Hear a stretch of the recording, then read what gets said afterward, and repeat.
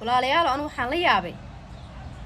yaa maxay horta wiilash Soomaaliyeed maxaa loogu caayaa luga baasto luga istakiin lugaha number 11 ah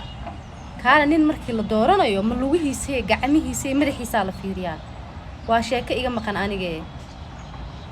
yaa mase dadnimadiisa iyo raganimadiisa iyo inuu yahay nin shaqaysanayo isku filan baa lagu qiimeeyaa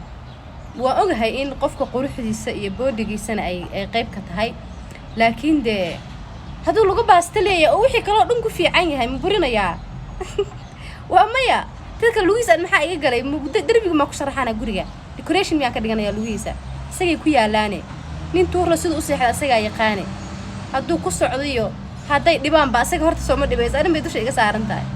teeda kale xataa waxa arkay wiil kale oo caynaya gabdhaha ilkaha dhaadheer